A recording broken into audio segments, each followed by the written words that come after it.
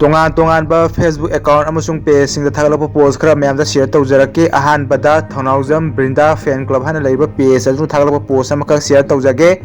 hai bana ama tawthorokpana ama CM Biren masamakna su AFSPA si yamna Inhuman oiba draconian law oibani suhairi aduga ek asibu tapakta amuk thamjili Biren gi government asidi fail oire micham praja aikoibu amuksu awaba gi mathakta awaba ama mu hapjin bire haina mahakna tampaki district singda nauna amu AFSPA thamjalapagi matangda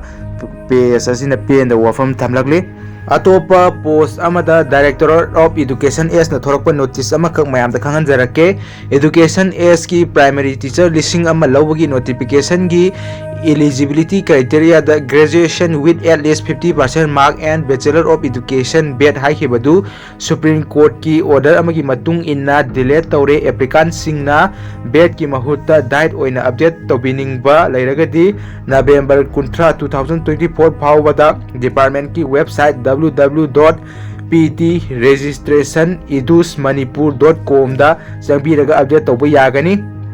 diet certificate update tawdaba candidate sing cancel tawgani admit card pi khiba candidate oiragan invalid oigani amadi cancel tawraba candidate singi application fee refund tawgani hairi hana diet certificate hapkhiba candidate singidi problem leitre haina share tawragli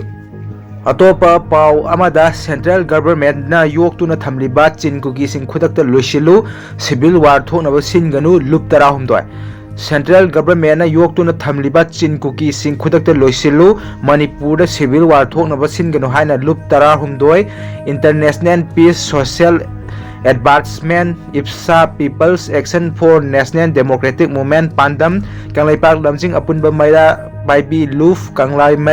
all Club Organization Association and Maira Paipi Luf Akom Luf Kanglai Park Student Association KSA Indigenous People Association of Kanglai Park IPAK Sanura Luching Land Kanglai Park CLK Kanglai Ima Luf Kil Lomi Yaifalup Kanglai Park Loya Luf Educational and Rural Development Organization ERDO Malem Ima Kanba Luf Sleeping Women's Association Amadi Apun Bakaitels Sinai Luf Axil na pun na khudyak pi dun thador pa zero laman haire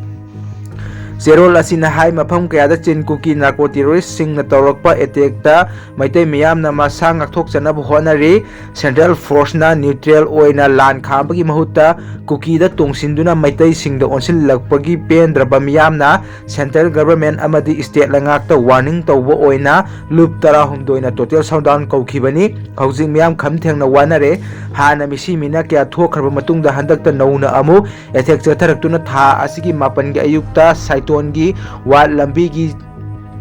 mingjang haina khangnaba labukta law suduna leijabi sapam ongbi Sophia bu nomai na kaptuna kuki militant singna hatki jiri bamgi jakurador karong dagi phakhiba micham taragi manungda ani na mai chaklaga yum manungda sina phangkhiba ani amana manak nakpadagi solaga kankhiba ga loina na pikliba angang yauna nupi angang taruk thiba khangdana leiriba asi lengang na thubada phangnaba thigadabani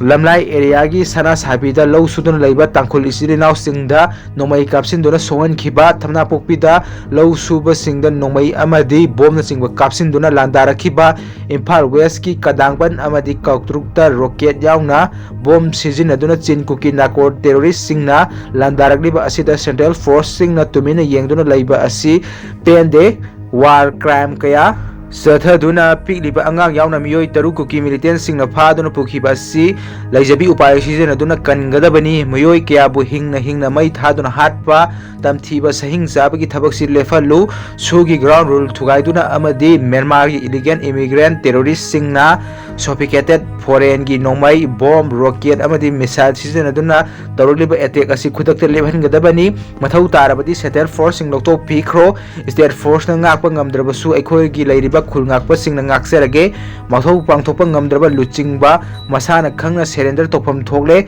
state miyam gi kholau asi center da piba ngamdraba home minister da asengba pawdam pidraba luchingba amadi MLA sing pham konduna leiba matam natre pham thadokpam thokle micham oiduna Delhi da amadi Manipur gi mapanda yuk thaiduna leiriba MLA sing khudakta halakadabani national highway da pot puba gari mai thadokpa driver handaman phabiba yamna tamthiba lichatni lorok pantha asida law suba ꯊꯣꯛꯄ ꯉꯝꯗꯕ ꯁꯤꯕ ꯆꯪꯕ ꯈꯪꯗꯅ ꯈꯥꯡꯂꯤꯕ ꯑꯁꯤ ꯌꯥꯝꯅ ꯂꯨꯝꯅ ꯂꯧꯐꯝ ꯊꯣꯛꯏ ꯂꯩꯕꯥꯛꯀꯤ ꯏꯀꯣꯅꯣꯃꯤꯗ ꯑꯆꯧꯕ ꯆꯩꯊꯦꯡ ꯄꯤꯔꯤꯕ ꯐꯧꯊꯣꯛ ꯆꯥꯊꯣꯛ ꯄꯨꯊꯣꯛꯅꯕ ꯃꯇꯝꯁꯤꯗ ꯆꯠꯊꯔꯤꯕ ꯑꯦꯇꯦꯛ ꯑꯁꯤ ꯃꯕꯨꯛ ꯐꯠꯇ꯭ꯔꯕ ꯀꯨꯀꯤꯁꯤꯡꯒꯤ ꯇꯝꯊꯤꯕ ꯄꯣꯛꯆꯥꯛꯀꯤ ꯂꯥꯟ ꯑꯁꯤ ꯆꯞ ꯆꯥꯅ ꯊꯦꯡꯅꯐꯝ ꯊꯣꯛꯏ ꯃꯔꯨ ꯑꯣꯏꯅ ꯑꯦꯒ꯭ꯔꯤꯀꯜꯆꯔ ꯃꯤꯅꯤꯁꯇꯔꯅ ꯊꯧꯗꯥꯡ ꯂꯧꯒꯗꯕꯅꯤ ꯅꯨꯄꯤ ꯑꯉꯥꯡ ꯐꯥꯖꯤꯟꯈꯤꯕ ꯑꯁꯤꯗ ꯄ꯭ꯔꯥꯏꯝ ꯃꯤꯅꯤꯁꯇꯔꯅ ꯇꯨꯃꯤꯟꯅ ꯂꯩꯁꯤꯟꯕ ꯀꯟꯗꯦꯝ ꯇꯧꯏ ꯐꯣꯔꯦꯟ ꯃꯤꯂꯤꯇꯦꯟꯁꯤꯡ ꯁꯤꯖꯤꯟꯅꯔꯒ ꯆꯠꯊꯔꯤꯕ ꯂꯥꯟ ꯑꯁꯤ ꯃꯅꯤꯄꯨꯔ ꯈꯛꯇꯗ ꯅꯠꯇꯦ ꯏꯟꯗꯤꯌꯥꯒꯤ ꯏꯟꯇꯔꯅꯦꯁꯅꯦꯜ ꯁꯦꯀ꯭ꯌꯨꯔꯤꯇꯤꯗ ꯁꯥꯊꯤꯅ ꯑꯦꯇꯦꯛꯅꯤ ꯍꯥꯏꯕꯁꯤ ꯈꯪꯖꯤꯟꯕ ꯐꯩ ꯅꯣꯡꯃ ꯀꯥꯡꯗꯅ ꯊꯣꯛꯂꯤꯕ ꯃꯤꯍꯥꯠ ꯃꯤꯄꯨꯟ ꯑꯁꯤꯒꯤ ꯃꯔꯛꯇ ꯅꯦꯁꯅꯦꯜ ꯄꯣꯂꯤꯇꯤꯀꯦꯜ ꯄꯥꯔꯇꯤꯁꯤꯡ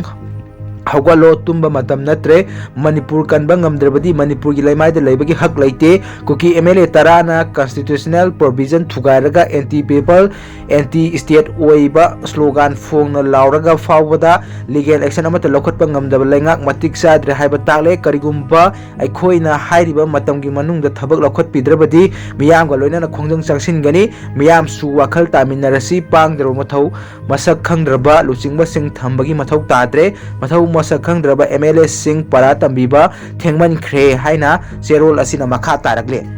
ꯑꯇꯣꯞꯄ ꯄꯣꯁ ꯑꯃꯗ ꯀ꯭ꯋꯥꯀꯩꯊꯦꯜ 360 ꯍꯥꯏꯅ ꯂꯩꯔꯤꯕ ꯄꯦꯖ ꯑꯗꯨꯅ ꯊꯥꯒꯠꯂꯛꯄ ꯄꯣꯁ ꯑꯃꯃꯨꯛ ꯁꯤꯌꯔ ꯇꯧꯖꯒꯦ ꯖꯤꯔꯤꯗ ꯀꯨꯀꯤꯂꯦꯟ ꯌꯧꯈꯤꯕ ꯍꯃꯥꯔ 11 ꯑꯗꯨ DNA ꯇꯦꯁ ꯇꯧꯕ ꯌꯥꯔꯣꯏ ꯍꯥꯏꯅ ꯀꯨꯀꯤꯁꯤꯡꯅ ꯄ꯭ꯔꯣꯇꯦꯁ ꯇꯧꯈ꯭ꯔꯦ ꯑꯗꯨꯕꯨꯗꯤ DNA ꯇꯦꯁ ꯇꯧꯔꯨꯕꯗ ꯌꯣꯡꯒꯤ ꯗꯥꯔꯅꯤ ꯈꯪꯈ꯭ꯔꯅꯤꯅ ꯄꯥꯈꯠꯂꯤꯅꯤ ꯁꯥꯅꯤꯅ ꯍꯥꯏꯅ ꯚꯤꯗꯤꯑꯣꯒ ꯂꯣꯏꯅꯅ ꯁꯤꯌꯔ ꯇꯧꯔꯛꯂꯤ ꯃꯈꯣꯏꯅ DNA ꯇꯦꯁ ꯇꯧꯒꯅꯨ ꯍꯥꯏꯔꯤꯕ ꯑꯁꯤ ꯃꯈꯣꯏꯒꯤ ꯃꯃꯥ ꯃꯄꯥ ꯂꯩꯔꯝꯂꯣꯏ ꯍꯥꯏꯕꯗꯤ ꯃꯦꯟꯃꯥꯔꯔꯣꯝꯗꯒꯤ ꯂꯥꯛꯄ ꯀꯨꯀꯤ ꯅꯥꯔꯀꯣ ꯇꯦꯔꯣꯔꯤꯁ ꯉꯥꯛꯇ ꯑꯣꯏꯔꯝꯒꯅꯤ ꯃꯔꯝ ꯑꯗꯨꯅꯅꯤ DNA ꯇꯦꯁ ꯇꯧꯕꯗ ꯃꯈꯣꯏꯅ ꯌꯥꯅꯤꯡꯗꯦ ꯍꯥꯏꯅ ꯁ꯭ꯂꯣꯒꯥꯟ ꯂꯥꯎꯔꯤꯕ ꯑꯁꯤ ꯑꯇꯣꯞꯄ ꯏ ꯄꯥꯎ ꯑꯃꯗ ꯅꯨꯃꯤꯠ ꯍꯨꯝꯅꯤ ꯁꯨꯖꯤꯜꯂꯛꯂꯕ ꯐꯥꯎꯕꯗ ꯐꯥꯖꯤꯟꯈꯤꯕꯁꯤꯡꯒꯤ ꯂꯪꯂꯥ ꯂꯪꯖꯤꯟ ꯈꯪꯗꯕꯗ ꯏꯃꯨꯡ ꯃꯅꯨꯡ ꯂꯩꯐꯝ ꯈꯪꯗ꯭ꯔꯦ ꯉꯁꯤꯒ ꯊꯥꯅ ꯅꯨꯃꯤꯠ ꯍꯨꯝꯅꯤ ꯁꯨꯖꯤꯜꯂꯛꯂꯕ ꯐꯥꯎꯕꯗ ꯐꯥꯖꯤꯟꯈꯤꯕꯁꯤꯡꯒꯤ ꯂꯪꯂꯥ ꯂꯪꯖꯤꯟ ꯈꯪꯗꯕꯗ ꯏꯃꯨꯡ ꯃꯅꯨꯡ ꯂꯩꯐꯝ ꯈꯪꯗ꯭ꯔꯦ ꯄꯤꯛꯂꯤꯕ ꯑꯉꯥꯡ 3 ꯌꯥꯎꯅ ꯐꯥꯖꯤꯟꯈꯤꯕꯁꯤꯡ ꯃꯤꯑꯣꯏꯕꯒꯤ ꯃꯤꯅꯨꯡꯁꯤ ꯌꯦꯡꯗꯨꯅ ꯊꯥꯗꯣꯛꯄꯤꯔꯨ ꯍꯥꯏꯅ ꯃꯃꯤꯠꯇꯒꯤ ꯃꯄꯤ ꯇꯥꯅ ꯏꯃꯨꯡ ꯃꯅꯨꯡꯒꯤ ꯃꯥꯏꯀꯩꯗꯒꯤ ꯃꯔꯤ ꯂꯩꯅꯕꯁꯤꯡꯗ ꯑꯄꯤꯜ ꯇꯧꯔꯛꯂꯦ ꯀꯨꯀꯤꯁꯤꯡꯅ ꯐꯥꯖꯤꯟꯈ꯭ꯔꯕ ꯅꯨꯄꯤ ꯑꯉꯥꯡꯁꯤꯡ ꯑꯗꯨꯒꯤ ꯏꯃꯨꯡ ꯃꯅꯨꯡ ꯑꯣꯏꯔꯤꯕ ꯍꯩꯔꯣꯛꯇ ꯌꯨꯝ ꯄꯥꯜꯂꯛꯇꯨꯅ ꯂꯩꯔꯕꯤ ꯏꯕꯦꯅꯧꯕꯤ ꯅꯤꯡꯊꯧꯖꯝ ꯀꯧꯕꯤ ꯅꯨꯄꯤ ꯑꯃꯒ ꯉꯁꯤ ꯃꯅꯤꯄꯨꯔ ꯌꯨꯅꯤꯚꯔꯁꯤꯇꯤ ꯀꯦꯝꯄꯁꯇ ꯄꯥꯎꯃꯤꯁꯤꯡ ꯎꯅꯕ ꯑꯃꯗ ꯃꯍꯥꯛꯅ ꯍꯥꯏ ꯆꯠꯂꯤꯕ ꯊꯥ ꯑꯁꯤꯒꯤ 11ꯒꯤ ꯅꯨꯡꯊꯤꯜ ꯄꯨꯡ 2:30 ꯇꯥꯔꯛꯄꯗ ꯊꯣꯛꯈꯤꯕ ꯂꯥꯏꯕꯛ ꯊꯤꯕ ꯊꯧꯗꯣꯛ ꯑꯗꯨꯗ CRPF ꯄꯥꯔꯁꯣꯅꯦꯜ ꯀꯌꯥ ꯂꯩꯅ ꯃꯈꯣꯏꯒꯤ ꯃꯃꯥꯡꯃꯛꯇꯗ ꯃꯤꯑꯣꯏ 6 ꯑꯗꯨ ꯐꯥꯗꯨꯅ ꯄꯨꯈꯤꯕꯅꯤ ꯈꯨꯠꯂꯥꯏ ꯄꯥꯏꯕꯁꯤꯡꯗ ꯃꯤꯆꯝꯗ ꯑꯣꯠ ꯅꯩꯔꯕ ꯐꯥꯎꯕꯗ ꯁꯦꯀ꯭ꯌꯨꯔꯤꯇꯤ ꯐꯣꯔꯁꯁꯤꯡ ꯈꯨꯠ ꯊꯥꯔꯛꯇ꯭ꯔꯤ ꯍꯥꯏꯕꯒꯤ ꯃꯇꯥꯒꯨꯝ ꯃꯆꯤꯟ ꯈꯛꯇꯅ ꯇꯧꯒꯅꯨ 하이두나 ꯂꯩꯈꯤꯕ CRPFꯀꯤ ꯊꯧꯑꯣꯡ ꯌꯥꯅꯤꯡꯗꯦ ꯃꯈꯣꯏꯅ ꯃꯈꯣꯏꯒꯤ ꯁꯦꯀ꯭ꯌꯨꯔꯤꯇꯤ ꯄꯔꯁꯣꯅꯦꯜ ꯁꯣꯛꯂꯕ ꯃꯇꯝ ꯈꯛꯇꯗ ꯈꯨꯠ ꯊꯥꯕꯒꯤ ꯊꯧꯑꯣꯡ ꯌꯥꯅꯤꯡꯗꯦ ꯃꯤꯌꯥꯝ ꯉꯥꯛ ꯁꯦꯟꯅꯕ ꯊꯝꯂꯤꯕ ꯃꯈꯣꯏꯅ ꯉꯥꯛ ꯁꯦꯜꯂꯤꯕꯁꯤ ꯀꯔꯝꯕ ꯃꯑꯣꯡꯗ ꯉꯥꯛ ꯁꯦꯜꯂꯤꯕꯅꯣ ꯍꯥꯏꯈꯤ ꯃꯃꯥ ꯃꯆꯥ ꯑꯃꯗꯤ ꯃꯆꯥꯁꯤꯡ ꯐꯥꯖꯤꯟꯈꯤꯕ ꯅꯨꯃꯤꯠꯇꯒꯤ ꯆꯔꯥ ꯍꯦꯟꯗꯨꯅ ꯃꯃꯥ ꯃꯆꯦ ꯑꯃꯗꯤ ꯃꯆꯥꯁꯤꯡꯕꯨ ꯀꯨꯀꯤ ꯃꯤꯂꯤꯇꯦꯟꯁꯤꯡꯒꯤ ꯃꯈꯨꯠꯇꯒꯤ ꯊꯥꯗꯣꯔꯛꯄ ꯅꯠꯇ꯭ꯔꯒ ꯁꯦꯀ꯭ꯌꯨꯔꯤꯇꯤ ꯐꯣꯔꯁꯅ ꯔꯦꯁꯀ꯭ꯌꯨ ꯇꯧꯔꯛꯄ ꯉꯥꯏꯗꯨꯅ ꯂꯩꯔꯤꯕ ꯏꯕꯦꯅꯧꯕꯤꯅ ꯃꯈꯥ ꯇꯥꯅ ꯅꯨꯃꯤꯗꯥꯡꯒꯤ ꯃꯇꯝ ꯌꯧꯔꯛꯄꯗ ꯃꯃꯥ ꯑꯃꯗꯤ ꯃꯆꯥꯁꯤꯡ ꯑꯗꯨꯅ ꯆꯤꯡꯅꯨꯡ ꯑꯗꯨꯗ ꯑꯏꯪꯕ ꯀꯔꯝꯅ ꯈꯥꯡꯂꯝꯒꯅꯤ ꯀꯔꯤ ꯆꯥꯔꯝꯒꯅꯤ ꯃꯈꯣꯏꯕꯨ ꯍꯤꯡꯂꯝꯈꯤꯒꯗ꯭ꯔꯥ ꯅꯠꯇ꯭ꯔꯒ ꯁꯤꯔꯝꯂꯗ꯭ꯔꯥ ꯍꯥꯏꯕ ꯋꯥꯍꯪ ꯀꯌꯥꯒ ꯂꯣꯏꯅꯅ ꯑꯋꯥꯕ ꯀꯌꯥ ꯈꯥꯡꯂꯤ ꯃꯤꯌꯥꯝꯒꯤ ꯃꯄꯤ ꯃꯄꯥ ꯑꯣꯏꯔꯤꯕ ꯂꯩꯉꯥꯛ ꯄꯥꯏꯕꯁꯤꯡꯅ ꯐꯥꯖꯤꯟꯈ꯭ꯔꯕ ꯃꯍꯥꯛꯀꯤ ꯏꯃꯨꯡ ꯃꯅꯨꯡꯕꯨ ꯇꯦꯛꯇ ꯀꯥꯏꯗꯅ ꯊꯥꯗꯣꯛꯄꯤꯔꯛꯎ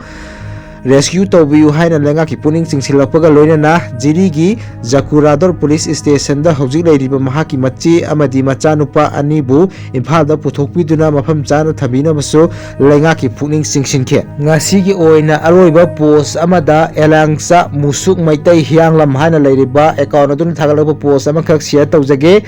ꯃꯤꯒꯤ 10ꯅ ꯅꯩꯔꯛꯄꯗ ꯑꯐꯁꯐꯥ ꯊꯝꯂꯛꯄ ꯉꯝꯃꯤ ꯑꯩꯈꯣꯏꯒꯤ ꯅꯤꯐꯨ ꯌꯥꯡꯈꯩꯗꯨꯅ ꯋꯥꯖꯥꯎ ꯉꯥꯡꯕꯒ ꯅꯣꯏ ꯃꯁꯦꯜ ꯐꯝꯃꯨꯅꯕꯒ ꯇꯧꯕꯗ ꯁꯨ ꯐꯥꯎꯕ ꯃꯆꯤ ꯂꯦꯡꯕ ꯉꯝꯗꯦ ꯍꯥꯏꯅ ꯃꯍꯥꯛꯅ ꯁꯤꯌꯔ ꯇꯧꯔꯛꯂꯤ ꯉꯁꯤꯒꯤꯗꯤ ꯃꯇꯥꯡ ꯑꯁꯤꯗ ꯚꯤꯗꯤꯑꯣ ꯑꯁꯤ ꯂꯣꯏꯁꯤꯟꯖꯔꯒꯦ ꯆꯦꯅꯦꯜ ꯑꯁꯤꯕꯨ ꯅꯨꯡꯁꯤꯕꯤꯗꯨꯅ ꯁꯕꯁꯀ꯭ꯔꯥꯏꯕ ꯇꯧꯁꯟꯕꯤꯌꯨ ꯍꯥꯏꯖꯔꯤ ꯊꯦꯡꯛ ꯌꯨ